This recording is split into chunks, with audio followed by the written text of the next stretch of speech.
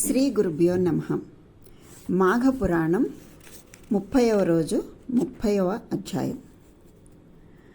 శుక్లాంబరధరం విష్ణుం శశివర్ణం చతుర్భుజం ప్రసన్నవదనం ధ్యాయేత్ సర్వవిఘ్నోపశాంతయే. ఈ అధ్యాయంలో మనకి క్రూర అను శూద్ర స్త్రీ యొక్క కథను తెలియచేశారు. అంతేకాదు మాఘమాస ప్రభావం, అలాగే మాఘ స్నాన వివరణ ఇవన్నీ కూడా మనకి తెలియచేశారు. కృష్ణమదుడు జహ్ను మహర్షితో చెప్తున్నాడు. జహ్ను విను, మాఘమాసము వచ్చిననగా మకర రాశి యందు సూర్యుడు ఉండగా పూర్వమందు చెప్పిన కల్పోక్త విధియుక్తముగా మాఘస్నానము చేసి శ్రీహరిని పూజించిన వానికి కలుగు ఫలితాన్ని చెప్తాను, సావధానమతివై వినుము. ఎందుకంటే సావధానమతివై వినుము, శ్రద్ధగా వినుము అని ఎందుకు చెప్తారు అంటే అది చాలా ముఖ్యమైన విషయం కాబట్టే ఆ విధంగా చెప్తారు. లేకపోతే చెప్పుకుంటూ వెళ్ళిపోతారు కదా. అలా చెప్పకుండా సావధానంగా, అంటే ఎటువంటి ఆలోచనలు లేకుండా దీని మీద దృష్టి పెట్టి విను, శ్రద్ధగా విను అని చెప్తున్నారు. అంటే ఆ చెప్పే విషయం చాలా ముఖ్యమైనది అని మనం అర్థం చేసుకుని అలాగే వినాలి, అలాగే చదవాలి. ఇంతకీ ఏం చెప్తున్నారంటే, మాఘవ్రతమును చేయువాడు స్వప్రకాశితమగు విమానమునెక్కి సమస్త దేవతా పూజితుండై స్వర్గలోకమును చేరును. వాని యొక్క పుణ్యము యొక్క ప్రభావం వలన వాని బంధువులందరూ కోటి కులముల వరకు స్వర్గలోకమును పొందుదురు. ఇది చూడండి, మాఘవ్రతమును చేయువాడు స్వప్రకాశితమగు విమానమునెక్కి సమస్త దేవత పూజితుండై స్వర్గలోకమును చేరును. అంతేకాదు వాని యొక్క పుణ్యము యొక్క ప్రభావం వలన వాని బంధువులందరూ కోటి కులముల వరకు స్వర్గలోకమును పొందుతారు. అంటే ఎంత గొప్పదో చూడండి. ఒక్కడు చేస్తే అంతమందికి విముక్తి కలుగుతుంది. ఇంకొక కథను చెప్తాను, సావధానంగా విను. ద్వాపర యుగమందు విదేహ దేశమున క్రూర అను పేరు గల ఒక శూద్ర స్త్రీ ఉండెను. ఆమె కర్షకునకు సతి అయి మిగుల కోపవంతురాలై మిక్కిలి పరాక్రమవంతురాలై ఉండెను. ఆ దంపతులకు పుణ్యమూర్తియు బ్రహ్మవేత్తయు సాధు సమ్మతుడును సర్వభూతములందును దయగలవాడును సద్ధర్మములందు ప్రీతి గలవాడును అగు పుత్రుడు కలడు. ఆ పుత్రునకు భర్తృప్రేమ కలదియు పతిభక్తి కలదియు ధర్మకార్య నిరతయు అత్తమామలకును భర్తృ బంధువులకును వృద్ధులకును రోగులకును సాధువులకును నిత్యమును సేవ చేయునదియు అగు భార్య కలదు. అత్త కోడలను గాంచి సదా కోపం వహించి కొట్టుట లాగుట ఈడ్చుట చేసి భర్తను కూడా చేర్చుకుని ఇరువురును కలిసి ఆమెను బాధించడేవారు. నిత్యము అకారణముగా పుత్రుని తిట్టుతూ ఉండేవారు. అయినను కోడలు విచారముతో అత్తకు ఉపచారములు చేయుచుండేది. అంత బాధ కలిగినా కూడా ఉపచారం చేస్తూ ఉండేది ఆ పిల్ల. ఇలా కోడలు అత్త వలన బాధలను పొందుతూ పూర్వజన్మ కర్మను అనుభవిస్తూ దుఃఖిస్తూ ఉండెను. ఆ శూద్రుని పుత్రుడు సదా తన భార్య ఏడుస్తూ బాధపడుతూ ఉండటం చూసి తల్లిదండ్రులతో ఈ విధంగా పలికెను. తండ్రి, అమ్మ, కీర్తికరమును ధర్మమును కలిగించున్నది అగు నా పలుకులను వినుము. కోడలి యందు మీకు కోపమెందులకు? శరీరమును శుష్కింపచేయు ఈ కోపమును వహించినందుకు మీకు గల లాభమేమిటి? మత్సరగ్రస్తులే కలహించుట మీకు యుక్త కార్యము కాదు. నిత్య కలహము మీ ఇంటి ఎందులకు? కలహము వలన సర్వ సంపదలు నశించును. నేను గాని నా భార్య గాని మీకు అపకృతి ఏమి చేసితిమి? కోపము వలన కలుగు ఈ కలహమునకు కారణమేమో కనిపించటం లేదు. కోపము చేత ఆయుర్దాయము, ధనము, మానము, యశము, గౌరవము, పాండిత్యము వెంటనే నశించును. ఇక్కడ ఏం చెప్తున్నారు? కోపం ఉండకూడదట. కోపము చేత ఆయుర్దాయం, ధనము, మానము, యశము, గౌరవము, పాండిత్యము అవన్నీ కూడా వెంటనే నశించిపోతాయట. మీ పుత్రుని యందు ఇంత కోపం ఎందుకు? మీరు సమస్తము ఎరింగినవారు. నా యందు దయచూపుచు సజ్జనులకు సమ్మతమగు క్షమను సేవించుడు. ఆ చెండి భర్తను కూడి పుత్రుని పలుకులను విని కోపము పూని కదులుతున్న పెదవులతో తిడుతూ పుత్రునితో ఇట్లనెను. మూర్ఖుడా, వెళ్ళిపోమ్ము. నీ భార్య నీకు ఇష్టురాలగు గాక. తల్లిదండ్రులను శిక్షణ చేయుచున్న మీ దంపతులను శిక్షించినను పాపం లేదు, సత్యాసత్య దోషం లేదు, సకారణమైనను కాకపోయినను తప్పు లేదు లేదని చెప్పి ఆ చెండి కర్రతో కొట్టెను. సదా ఈ రీతిగా తల్లి చేత తాడితుడై శూద్రకుమారుడు రోషయుక్తుడయ్యను. కాని క్షణముండి మరలా జ్ఞానమును తెచ్చుకొని ఈ విధంగా ఆలోచించెను. తల్లిదండ్రులతో కలహించువాడును, తల్లిదండ్రులను తిట్టువాడును మరలా జన్మలేని మహానరకమును పొందును. ఎవడు అజ్ఞానము చేత తల్లిదండ్రులను అవమానము చేయునో వాడు రౌరవాది నరకమును పొందును. 3 లోకములందును తల్లిదండ్రులతో సమానమగు దైవం లేడు. ఆడువారికి మగవానితో సమానమగు దేవుడు లేడు. దేవతలలో శ్రీహరితో సమానమగు దైవం లేడు. తీర్థములలో గంగానదితో సమానమగు తీర్థం లేదు. ఆడువారికి భర్త కంటే దైవం లేడు. కుమారునకు తల్లిదండ్రుల కంటే దైవము లేరు అని తలంచి తన భార్యకు నీతులు ఉపదేశించెను. చెండి కోడల్ని కోపముతో చేతులను నొక్కిపట్టి తన ఇచ్చ వచ్చినట్లు కొట్టి వేరొక గదియందు ఆమె నుంచి తల్ములు బిగించి తాను సుఖముగా ఉండెను. కుమారుడు తప్పిదము లేని తన భార్యను తల్లి ఇట్లు శ్రమ పెడుతున్నందుకు మనసునందు మిగుల దుఃఖిస్తూ ఏమీయూ మాట్లాడలేక తల్లిదండ్రులకు ఉపకారము చేయుచుండెను. 7 రాత్రులు ఆ కోడలికి ఆ ఇంటి యందు ఇట్లు జరిగెను. 7 దినములు ఇట్లు తిండి లేక నీరు లేక నిద్రలేక ఉన్నందున ఆమె ప్రాణములు శరీరమును విడిచి ఆకాశమున చేరెను. చెండికి లోకులు బంధువులు హితులు తగని పని చేయుచుంటివని ఎంత చెప్పినను వినకుండెను. ఆమె ఆ గది నుండి విడవలేదు, ఎట్లున్నదో అని చూడలేదు. కుమారుడు భార్యను నిర్బంధం నుండి తొలగించక ఊరకుండెను. 12 దినములు గడిచెను. కుమారుడు భార్యను చూచుటకై తల్లి భయము చేత తలుపు తీయలేక రహస్యముగా ఎట్లో తీసి భార్య స్థితిని చూసి కుమారుడు విలపించెను. అయ్యో అని హాహారావముతో ప్రభంజన ప్రచలితమై నేలకూలిన వృక్షము పగిది భూమి యందు ఆ శూద్రకుమారుడు పడెను. క్షణకాలము మూర్ఛయందు మునిగి పిమ్మట లేచి పరిపరి విధముల దుఃఖించుచుండెను.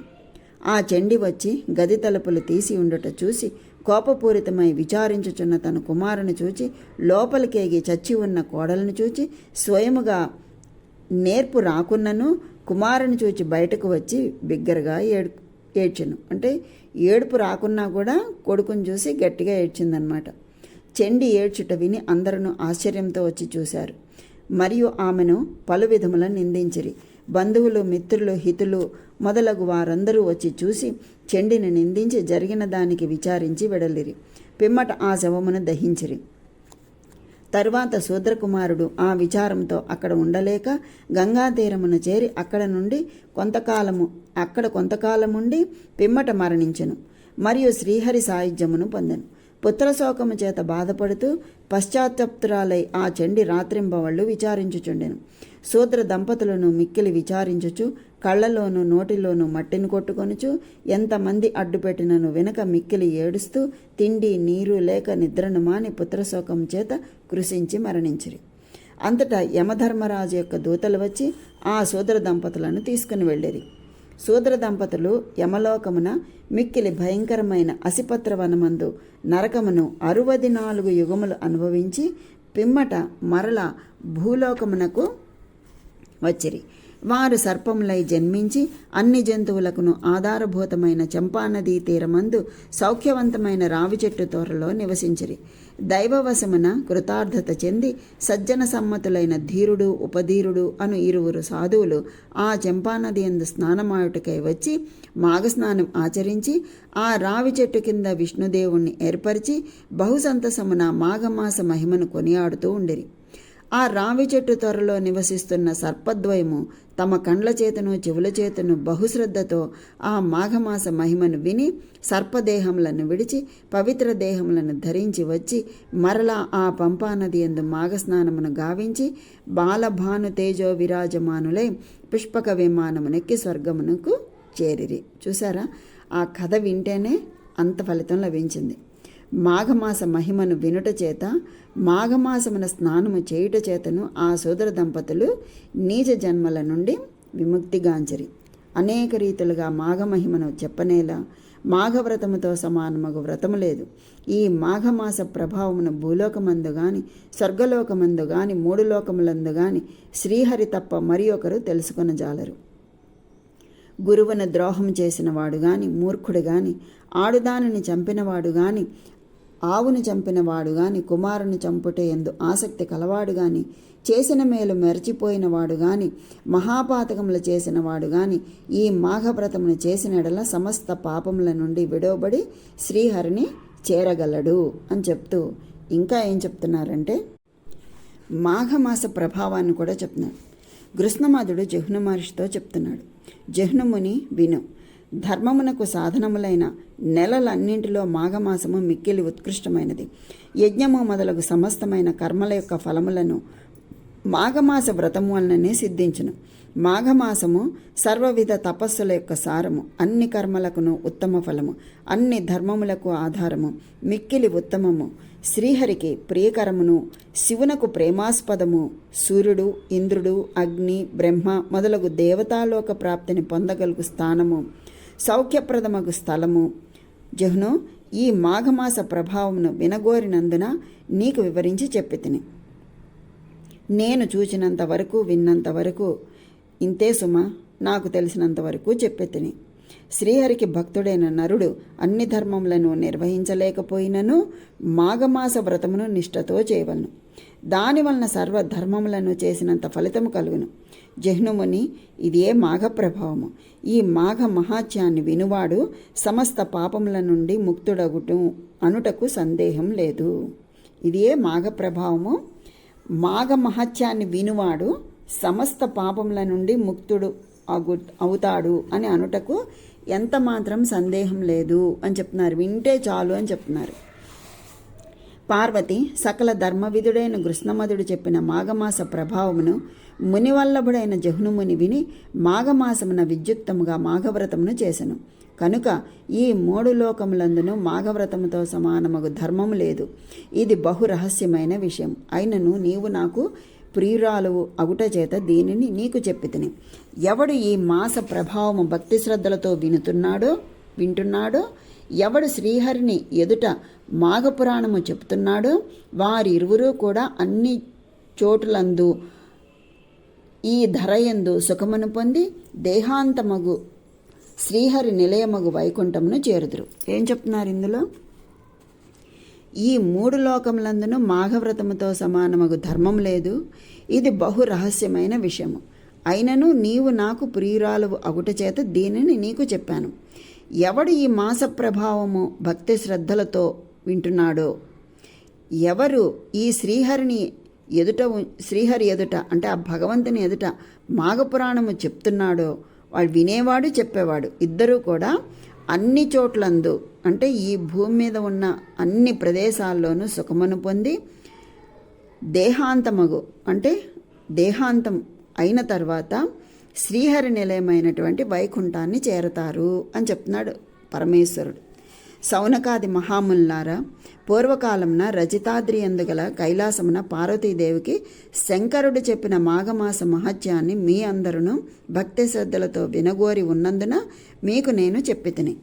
మాఘవ్రతము సమస్తమైన పుణ్యములను ఇచ్చును, సమస్త సంపదలను ఇచ్చును, సత్కీర్తిని కలిగించును, ధర్మముతో కూడి ఉండును, ఆయుర్దాయమును వృద్ధిపరచును, రోగములను నాశనము చేయును, విష్ణులోక ప్రాప్తిని కలిగించును, మోక్షాసక్తులకు వారికి మోక్షమునిచ్చును, ఇంద్రలోకమును, సూర్యలోకమును, చంద్రలోకమును చేర్చును, సుఖమును చేకూర్చును. ఎవరు ఎప్పుడేది కోరుకొనునో దానిని మాఘవ్రతం వలన పొందగలరు. ఈ మాఘమాస వ్రతమును మంచి బుద్ధితో ఆత్మజ్ఞానమును తెలుసుకొని భక్తి శ్రద్ధలతో ఆచరించు శిష్యునికే చెప్పవలను, కానీ భక్తి శ్రద్ధలు లేని వారికి చెప్పకూడదు. ధీమంతుడు ఈ విషయమును జ్ఞాపకముంచుకొని ఇట్టి సద్గుణశీలుడకు శ్రోత లభించినప్పుడే ఆ మాఘమాస మహత్యాన్ని చెప్పాలి. ఇది సత్యము అని సూతుడు సౌనకాది మహామునులకు చెప్పెను. ఇది స్కాంద పురాణాంతర్గతమగు మాఘ పురాణంలోని 30వ అధ్యాయం సంపూర్ణం. ఇంకా మనకి ఏం చెప్తున్నారంటే మాఘ స్నానం వివరణ చెప్తున్నారు ఇందులో. ఆ ఒక్కటి కూడా విని మనం ఇది సంపూర్ణం చేసుకుందాం. మాఘమాసమున మకర సంక్రమణము మొదలు కుంభ సంక్రమణం వరకు కానీ మాఘశుద్ధ పాడ్యమి మొదలుకొని మాఘ బహుళ అమావాస్య వరకు కానీ సూర్యుడు అర్ధోదితుడు అవుతూ ఉండగా ప్రతి మానవుడు స్నానము ఆచరించవలను. సూర్యోదయమునకు పిమ్మట చేయు స్నానము వ్రత స్నానము కానేరదు. అంటే సూర్యోదయానికి ముందే చేయాలి. మాఘమాసమున సూర్యోదయ సమయమున జలములన్నీయు బ్రహ్మహత్యా దోషమును కళ్ళు త్రావిన పాపమును పోగొట్టి పవిత్రులను చేయగలవు. అందుకే ప్రాతకాలంలో చేయాలి. మాఘమాసమున మకర రాశి యందు సూర్యుడు ఉండగా వేడి నీటితో స్నానమును ఇంటి వద్ద చేసినను 6 సంవత్సరముల వ్రత నియమముతో చేసిన స్నాన ఫలము కలుగును. ఇక్కడ ఏం చెప్తున్నాడు చూడండి. మాఘమాసమున మకర రాశి యందు సూర్యుడు ఉండగా వేడి నీటితో స్నానమును ఇంటి దగ్గర చేసినను 6 సంవత్సరముల వ్రత నియమముతో చేసిన స్నాన ఫలము కలుగుతుందిట. కాలువ, చెరువు మొదలగు వాని యందు స్నానము చేస్తే 12 సంవత్సరముల ఫలితమును ఇస్తుంది. నది యొక్క కాలువ యందు స్నానమాడిన ద్విగుణము, అంటే ఈ 12 సంవత్సరాలలో 24 రెట్టింపు అవుతుంది. నది యందు సహస్రగుణము, గంగా యమున సంగమమైన ప్రయాగ యందు స్నానమాడిన 100 రెట్లు ఫలము కలుగుతుంది. మానవుడు మాఘమాసమున మార్తాండు మకర రాశి స్థితుడై ఉన్నప్పుడు సూర్యుడు అర్ధోదితుడు అగుతూ ఉండగా ఎక్కడ స్నానము చేసినను ప్రయాగను శ్రీహరిని మాత్రము స్మరిస్తూ ఉండవలెను. స్నానము సంకల్పపూర్వకముగా చేయవలెను. స్నాన సంకల్పము చూడవలెను. దుఃఖమును దరిద్రమును నశింపచేయుటకు పాపనాశనకరమై ఉండు మాఘమాసపు ప్రాతకాల స్నానము విష్ణు ప్రీతికై చేయుచున్నాను కనుక ఓ శ్రీహరి. మనకు సంకల్పం చెప్పుకోవడం రాలేదనుకోండి, అది కూడా చెప్తున్నారు. స్నాన సంకల్పాన్ని చూడాలి, సంకల్పం చెప్పుకోవాలి. అది కుదరలేదు, మనకి రాదనుకోండి, దుఃఖమును దరిద్రమును నశింపచేయుటకు పాపనాశనకరమై ఉండు మాఘ స్నానపు ప్రాతకాల స్నానము విష్ణు ప్రీతికై చేయుచున్నాను అని అనుకుని స్నానం చేసినా కూడా ఫలితం ఉంటుంది అని చెప్తున్నారు. కనుక ఓ శ్రీహరి, కృష్ణ, వాసుదేవ, గోవింద, అచ్యుత, మాధవ, నేనును చేయు ఈ మాఘ స్నానములకు తగు ఫలితాన్ని ఇమ్ము అని విష్ణుమూర్తిని ప్రార్థించి ఆ పిమ్మట స్నానము చేయవలెను. ఆ పిమ్మట బ్రాహ్మణ సంతర్పణ చేయవలెను అని చెప్పి మనకి ఈ స్నాన వివరణను కూడా తెలియచేశారు. ఈ పురాణం అయిన తర్వాత పఠించాలి అని కొన్ని శ్లోకాలు చెప్పారు. ఆ శ్లోకాలను ఇప్పుడు మనం పఠిద్దాం. స్వస్తి ప్రజాభ్య పరిపాలయంతాం న్యాయేన మార్గేణ మహీం మహీషాః గోబ్రాహ్మణేభ్యః శుభమస్తు నిత్యం లోకాః సమస్తాః సుఖినో భవంతు కాలే వర్షతు పర్జన్యః పృథివీ సస్యశాలినీ దేశోऽयं క్షోభరహితో బ్రాహ్మణాః సంతు నిర్భయాః సకాలే భవితా వృష్టిర్దేశోऽस्तु నిరుపద్రవః సమృద్ధా బ్రాహ్మణాः సంతు రాజా భవతు ధార్మికः సర్వే చ సుఖినः సంతు సర్వే సంతు నిరామయాః సర్వే భద్రాణి పశ్యంతు మా కశ్చిత్ పాతమాప్నుయాత్ అపుత్రాః పుత్రిణः సంతు పుత్రిణः సంతు పౌత్రిణः అభనాः సంతు జీవంతు సదాం శతం. స్వస్తి.